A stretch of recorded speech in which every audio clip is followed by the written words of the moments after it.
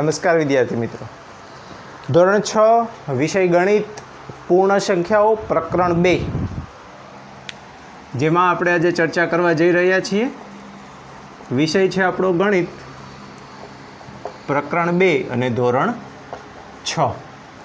આપણા ચેપ્ટરનું નામ છે પૂર્ણ સંખ્યાઓ. હવે સંખ્યાઓ શબ્દ યાદ આવે એટલે આપણે આગળ શીખી ગયા આગળની સંખ્યા, પાછળની સંખ્યા શીખી ગયા ને. જેમ કે એવું કહી કે પહેલાંની સંખ્યા અને પછીની સંખ્યા, જેના વિશે આપણે શીખી ગયા છીએ. આપણને એવું કહેવામાં આવે કે 12 પહેલાંની સંખ્યા કઈ આવે તો આપણને ખબર છે 11. એવું કહેવામાં આવે કે 26 પછીની સંખ્યા કઈ આવે તો આપણને ખ્યાલ છે 27. આવી સંખ્યાઓ વિશે આપણે ઓલરેડી શીખી ગયા છે. ઉપરાંત વાત કરીએ તો કે પૂર્ણ સંખ્યાઓ, તો કે તેમાં શું આવે તો કે આપણે પ્રાકૃતિક સંખ્યાઓ વિશે જાણીએ છીએ. પ્રાકૃતિક સંખ્યા, નાનામાં નાની પ્રાકૃતિક સંખ્યા કઈ હતી? 1 શરૂઆત થતી હતી 1થી અને તેનાથી આગળ અનંત સુધી પ્રાકૃતિક સંખ્યાઓ હતી. પ્રાકૃતિક સંખ્યામાં 1ની આગળ કોઈ સંખ્યા હતી નહીં, પણ જો 1ની આગળ શૂન્ય લગાડી દેવામાં આવે, 1ની આગળ શૂન્ય લગાડી દેવામાં આવે અને પછી અનંત સુધી જો સંખ્યાઓ લેવામાં આવે તો આ સંખ્યાઓ છે જેને આપણે પૂર્ણ સંખ્યાઓ કહી શકીએ. તો આપણને એવો પ્રશ્ન થાય કે પૂર્ણ સંખ્યાઓની નાનામાં નાની કઈ સંખ્યા છે તો શું આવે? શૂન્ય. પૂર્ણ સંખ્યા સૌથી નાનામાં નાની પૂર્ણ સંખ્યા કઈ તો શું આવે? શૂન્ય. અને સૌથી મોટી પૂર્ણ સંખ્યા કઈ તો તે આપણે કહી શકીએ નહીં, કારણ કે સૌથી મોટી પૂર્ણ સંખ્યા અનંત સુધી આવે છે. આગળ વાત કરીએ તો કે ની પહેલાંની અને ની પછીની સંખ્યા, જેની મેં આગળ જ હમણાં જ અહીં વાત કરી તેની વાત કરીએ તો તેને કઈ રીતે દર્શાવવામાં આવે છે? થી મોટી, થી નાની. આપણને ખ્યાલ છે, ગ્રેટર ધેન, લેસ ધેન, થી મોટી, થી નાની. જેમ કે અહીંયા આપ્યું હોય 26 અને 28 તો શું આવે તો કે 26થી મોટી કોણ છે? 28.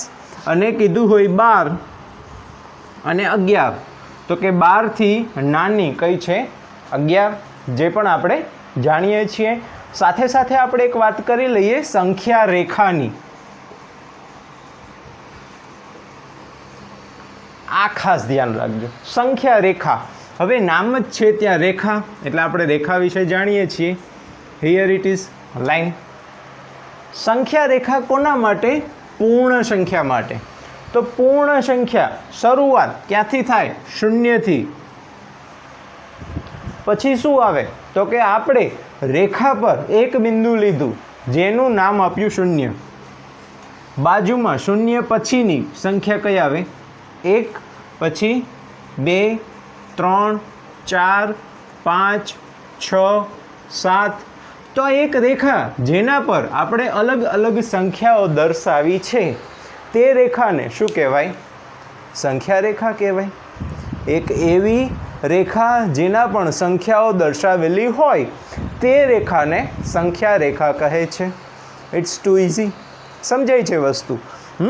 અહીં સૌથી નાની સંખ્યા શું છે? શૂન્ય. તો આપણે આ સંખ્યા રેખા પર જે સંખ્યાઓ દર્શાવી છે તે કેવી છે? પૂર્ણ સંખ્યાઓ છે. હવે એક વસ્તુ અહીંયા જુઓ કે સંખ્યા રેખા પર જેમ આપણે જમણી બાજુ જઈએ છીએ તેમ સંખ્યાઓ મોટી થતી જાય છે. જુઓ, 0 કરતાં જમણી બાજુ હું ચાલું, કઈ સંખ્યા આવે છે? 1, જે 0 કરતાં કેવી છે? મોટી. હજી ત્યાંથી હું આગળ ચાલું, 1 પછી 2 કેવી છે? મોટી. 3 કેવી છે?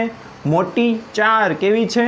મોટી. મતલબ કહેવાનો એટલો જ કે સંખ્યા રેખા પર જેમ હું જમણી બાજુ ચાલું છું તેમ મને શું મળે છે? મોટી સંખ્યા મળે છે. કોઈ એક બિંદુ હું નિશ્ચિત કરું, હું બિંદુ નિશ્ચિત કરું છું 5. 5 પરથી હું ડાબી બાજુ ચાલું, કઈ બાજુ? ડાબી બાજુ. તો શું થાય? નાની સંખ્યાઓ મળતી આવે છે.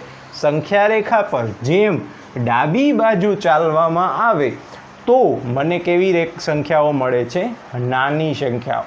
જેમ કે 5થી ડાબી બાજુ 4, 4ની ડાબી બાજુ 3, 3ની ડાબી બાજુ 2, 2ની ડાબી બાજુ 1 અને 1ની ડાબી બાજુ 0. તો કે જેમ જેમ હું ડાબી બાજુ ચાલું તેમ મને નાની રેખાઓ, નાની સંખ્યાઓ, અને જેમ હું જમણી બાજુ ચાલું તેમ મોટી સંખ્યાઓ મળતી આવે છે. ઉપરાંત સરવાળાની વાત કરીએ. સંખ્યા રેખા પર સરવાળો કઈ રીતે થઈ શકે, અને સાથે સાથે બાદબાકીની પણ વાત કરશું, અને સાથે સાથે ગુણાકારની પણ સંખ્યા રેખાની મદદથી વાત કરીશું. ચલો, આ છે સંખ્યા રેખા. 0, 1, 2, 3, 4, 5, 6, 7, 8 અને 9. મેં કહ્યું છે સરવાળો 2 + 3 આપણને ખ્યાલ છે શું થાય? 5. પણ તમને એવું કહ્યું છે કે સંખ્યા રેખાની મદદથી 2 + 3નો સરવાળો કરો. હવે જુઓ, પહેલો આંકડો 2 એટલે કે એક ભાઈ છે જે ક્યાં છે? 2 ઉપર છે. ક્યાં છે? 2 ઉપર. નિશાની કઈ છે? સરવાળાની. મતલબ કે જમણી બાજુ જવાનું છે. પહેલી સંખ્યા જોવાની, ત્યાં તે ભાઈને બેસાડી દેવાનો. પછી નિશાની જોવાની, સરવાળાની છે. કઈ બાજુ ચાલવાનું? જમણી બાજુ. યાદ રાખજો, સરવાળાની નિશાની હોય તો જમણી બાજુ ચાલવું.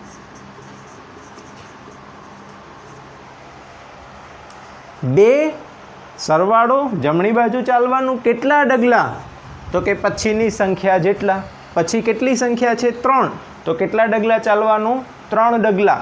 તો કે 2 પછી આ 1 ડગલું, આ બીજું ડગલું ને આ ત્રીજું ડગલું. જવાબ શું આવ્યો? 5. બહુ સહેલું છે ને? આ થયો સંખ્યા રેખાની મદદથી સરવાળો. વાત કરીએ બાદબાકીની. સંખ્યા રેખાની મદદથી બાદબાકી 0, 1, 2, 3, 4, 5, 6 અને 7. તમને કહ્યું છે કે 7 - 5. જવાબ આપણને ખબર છે 2. હવે જુઓ, પહેલી સંખ્યા, ત્યાં તે ભાઈને બેસાડી દેવાના. પહેલી સંખ્યા કઈ છે? 7. તો બેસાડી દો 7 પર તે ભાઈને. આ બેઠા. નિશાની બાદબાકીની. જો બાદબાકી હોય તો ડાબી બાજુ ચાલવાનું. કેટલા ડગલા? તો કે પછીની સંખ્યા જેટલા.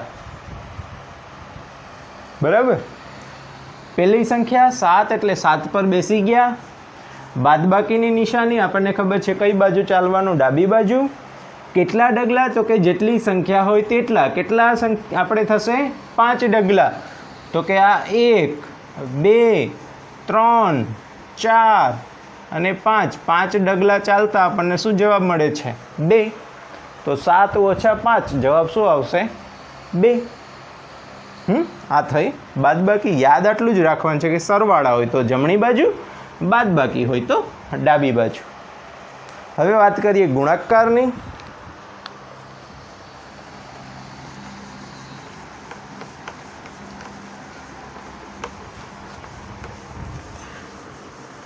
જુઓ, સંખ્યા રેખાની મદદથી ગુણાકાર કઈ રીતે કરશું? તો કે ચલો જોઈએ.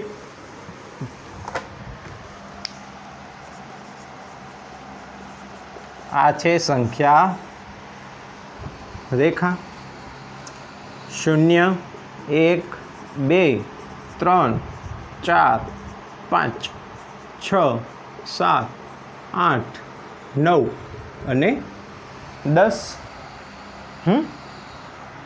આપણે લઈએ 2 × 5. આપણને ખબર છે શું જવાબ આવશે? 10. જુઓ, અહીંયા પહેલો આંકડો બહુ ધ્યાનમાં રાખવાનો નહીં. તો શું કરવાનું? તો કે પહેલા માણસને બેસાડવાનું ક્યાં? 0 ઉપર. 2 ડગલા ચાલશે. કેટલા ડગલા? 2. પહેલો જે આંકડો હોય એટલા ડગલા ચાલશે. કેટલી વાર? 5 વાર.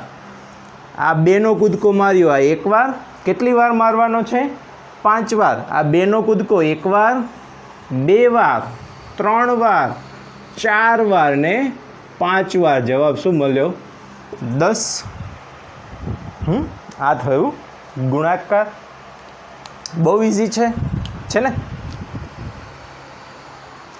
આગળ વાત કરીએ સ્વાધ્યાય 2.1ની, જેનો દાખલો પહેલો કયું છે કે 10,999 પછી તરત, જો તરત આપણને ખબર છે સ્વાધ્યાય 2.1 દાખલો પહેલો, તરત એવી સંખ્યા આવે એટલે કે જે તે સંખ્યામાં 1 ઉમેરી દેવાના. અહીં કીધું છે કે 10,999 પછી તરત, એટલે શું કરવાનું? તો કે આમાં 1 ઉમેરી દેવાના છે. એટલે કે શું થશે? કેટલી સંખ્યા શોધવાની કીધી છે? 3 પ્રાકૃતિક સંખ્યા. એટલે કે 10,999 પછીની પહેલી 11,000, બીજી 11,001 અને ત્રીજી 11,002. બહુ સહેલું છે. દાખલા નંબર 2, 10,001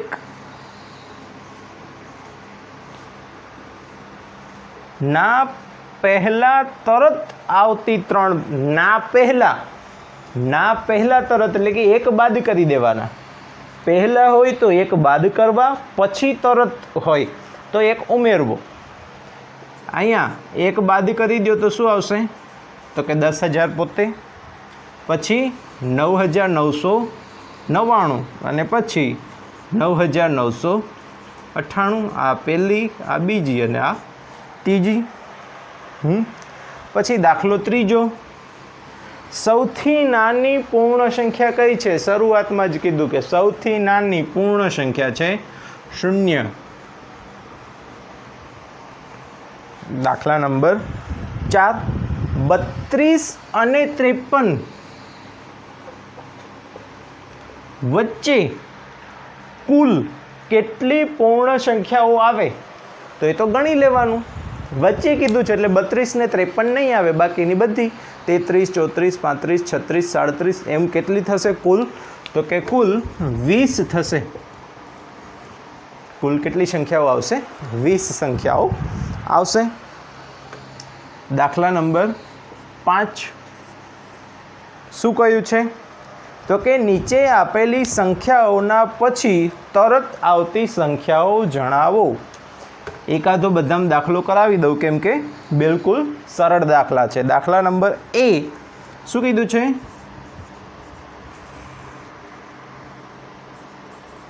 701 છે છેલ્લે, તો +1 કરી નાખો તો પછીની તરત સંખ્યા શું થાય? 702.